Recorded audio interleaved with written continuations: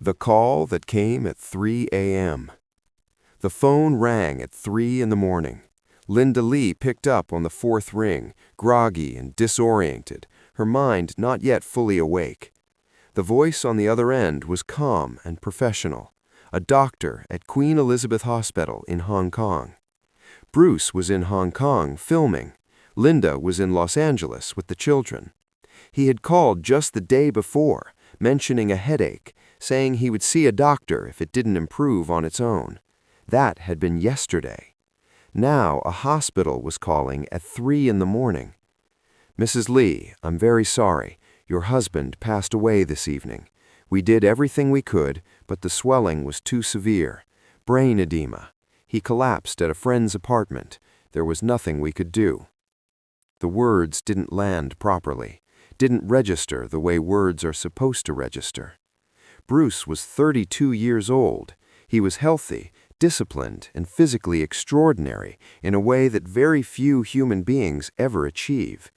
People like Bruce Lee did not simply collapse and die. This had to be wrong, some terrible mistake made in the middle of the night by someone who had the wrong number, the wrong name, the wrong family.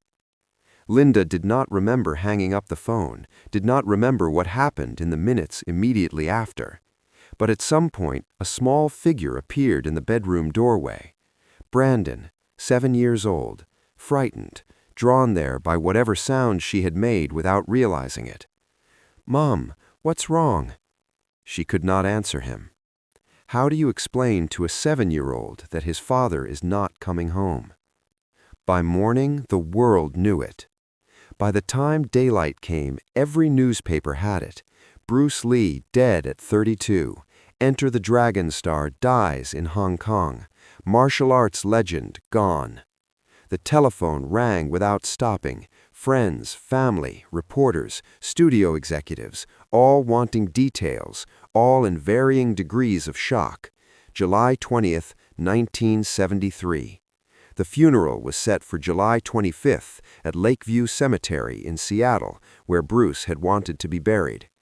The days between the death and the burial passed in the particular blur that grief produces, a succession of arrangements and decisions, casket, flowers, the cold logistics of loss. Linda moved through all of it, functioning but not fully present in any of it. Shannon was 4 years old, too young to understand what had happened, only old enough to feel that something was deeply, terribly wrong. Brandon understood enough to cry and to ask questions that had no satisfying answers. "Why did Daddy die?" "I don't know, my baby." "Is he in heaven?" "I think so." "Will we see him again?" "Someday, not for a long time, but someday." Putting together the funeral guest list required difficult decisions. Bruce had moved through an enormous number of worlds in his short life: film, martial arts, athletics, entertainment. He had known hundreds of people. Linda kept it small: immediate family, close students, and a handful of people Bruce had been genuinely close to as a human being, not simply as a public figure. Steve McQueen, James Coburn, Chuck Norris, Dan Inosanto, Taki Kimura, and Muhammad Ali. Linda added that name herself. Bruce had spoken about Ali often, about their time training together, about the mutual respect that had developed between them, about how much he valued understanding someone who approached combat from a completely different direction. Bruce didn't consider Ali a famous acquaintance, he considered him a real friend. So Linda sent the invitation, uncertain whether Ali would be able to come given his training schedule, but certain that Bruce would have wanted him there. Ali goes quiet. The invitation reached Ali in Miami, where he was deep in preparation for his rematch against Norton. Norton had broken Ali's jaw earlier that year and won by decision. The rematch was 6 weeks away, and Ali was training with an intensity that reflected how seriously he was taking it. Angelo Dundee brought him the telegram. Ali read it and went quiet. for a man who was almost never quiet, a man whose voice had filled arenas, press conferences, and television studios for his entire adult life. That silence said everything. Bruce is dead? Yeah, brain swelling, just collapsed, gone. He was 32, same age as me. How is he dead and I'm still here? Nobody knows, champ. Life doesn't make sense sometimes. I'm going to the funeral. You've got training, 6 weeks to Norton. You can't afford to miss days. I'm going. The tone of those 2 words closed the discussion entirely. Bruce was my friend, a real friend. Most people want something from you, your fame, your money, your name, your time. Bruce never wanted any of that. He only wanted to learn and to grow. That kind of person is rare. I'm going. Dundee made the arrangements. Seattle, July 25th, gray and cold. Seattle in midsummer should not be cold, but the sky on July 25th was low and heavy, and a light drizzle moved through the cemetery all morning, as though the weather had decided to match the occasion. Lakeview Cemetery occupies rolling hills above the city, with views of Elliott Bay visible through the trees. Bruce's plot was on a hillside with an open view, quiet, orderly, removed from the noise of the surrounding city in a way that felt deliberate and right. People arrived in sequence. Linda came first, dressed in black, holding Brandon's hand. Shannon was carried by someone beside her, both children in black. Bruce's brother Robert had flown in from Hong Kong. The students arrived, Inosanto, Kimura, and others who had trained closely with Bruce, and for whom this loss was both deeply personal and professionally disorienting. He had not simply been their teacher, he had been the organizing force around which much of their adult lives had been built. The celebrities arrived one by one. Steve McQueen, jaw tight, face closed, saying almost nothing to anyone. The pallbearers. James Coburn arrived with his eyes already red. Chuck Norris, silent and composed, holding himself together through sheer discipline.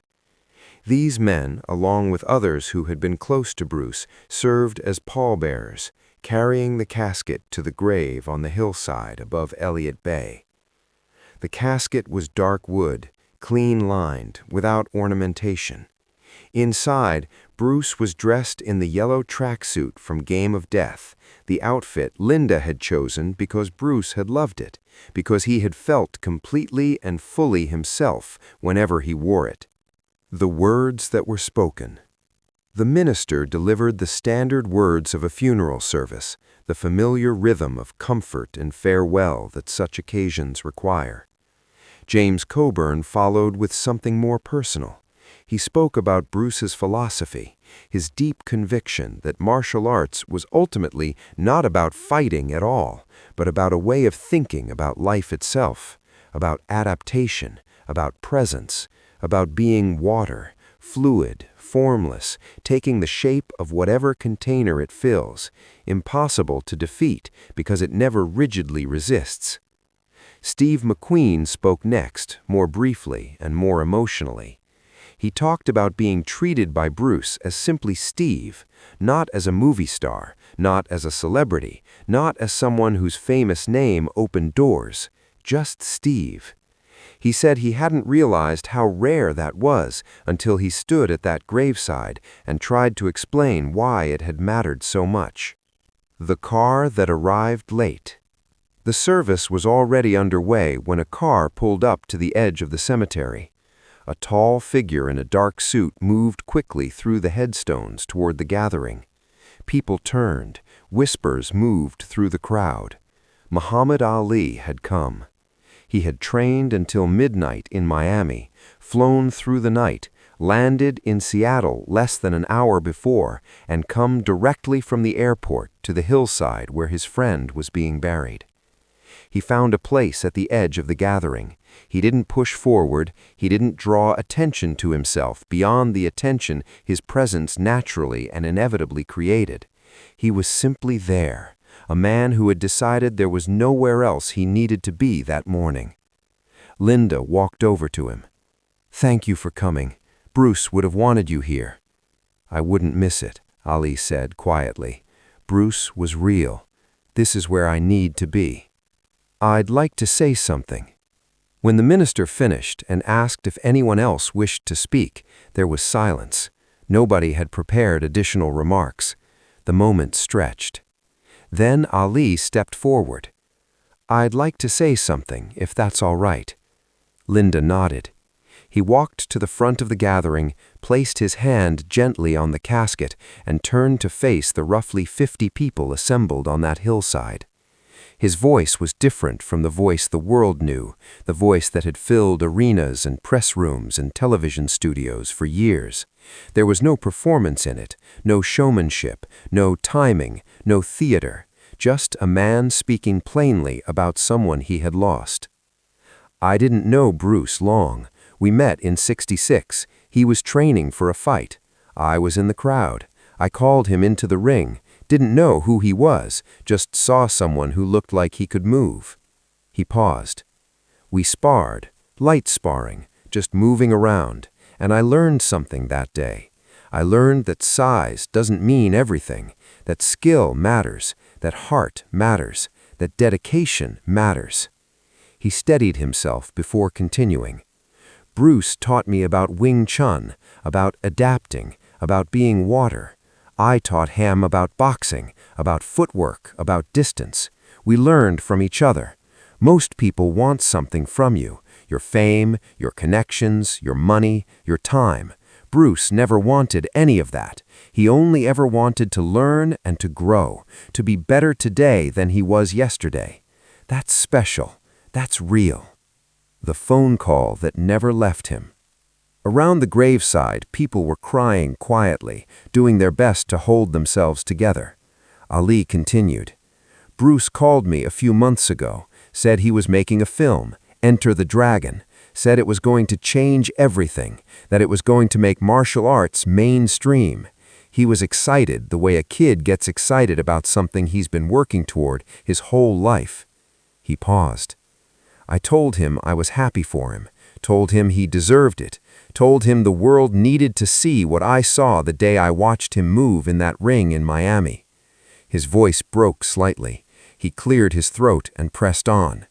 "He's not going to see that movie become what it's going to become, not going to see how it changes things, how it makes martial arts something the entire world knows and respects. He's gone before any of that happens."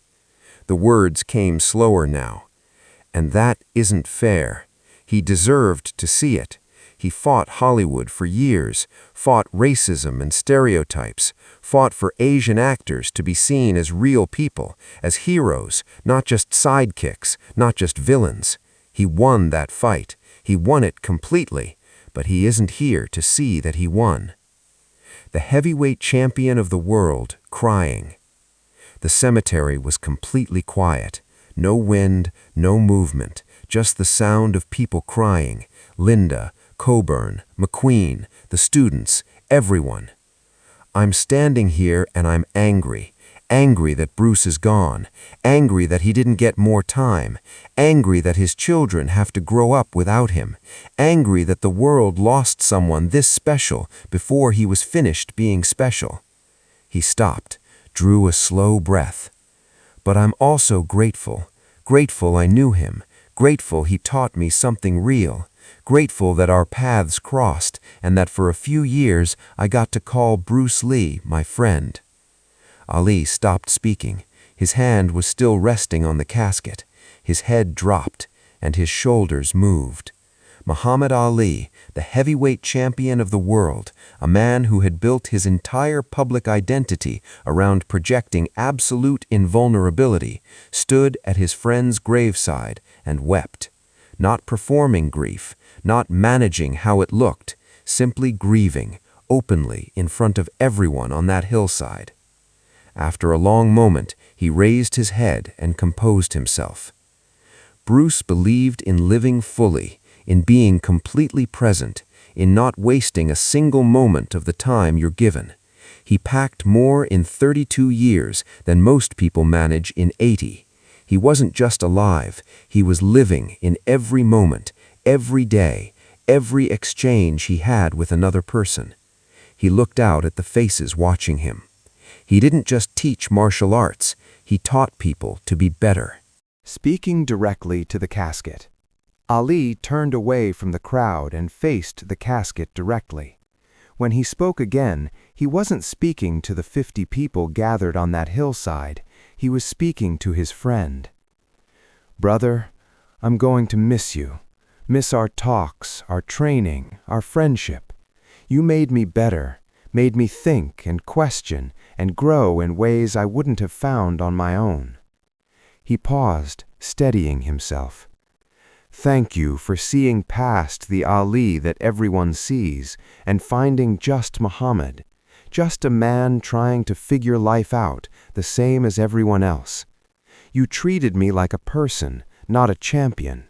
That's a gift, a real gift." He turned to Linda and the children. "Mrs. Lee, Brandon, Shannon, I'm sorry for your loss. I'm deeply sorry that Bruce is gone." He looked at the 2 small faces in black. "But I want to make you a promise. I promise I will not let people forget him, will not let his teachings disappear, will not let what he stood for fade quietly away. I'll keep talking about him, I'll keep honoring him, and I'll make sure the world knows that Bruce Lee was real, was special, and was important." He returned to his place at the edge of the gathering and said nothing more. The final goodbye. The service moved toward its conclusion. Prayers, a few final words, and then it was time. The pallbearers lifted the casket and carried it to the grave. The mechanism lowered it slowly and steadily into the earth. Linda threw the first handful of soil, then Brandon, then Shannon, guided gently by her uncle, too young to fully understand what she was doing, but old enough to feel the weight of the moment. Then the others, McQueen, Coburn, Norris, Inosanto, each stepping forward in turn, each saying goodbye in the only way still available. Ali waited until everyone else had stepped back. Then he walked alone to the edge of the grave, crouched down, and picked up a handful of earth. He held it for a moment, feeling the weight of it, the texture, the coldness of it against his palm. Then he opened his hand and let it fall. He watched it scatter and settle on the casket below. "Rest easy, brother," he said quietly. "You earned it." The reluctance to leave.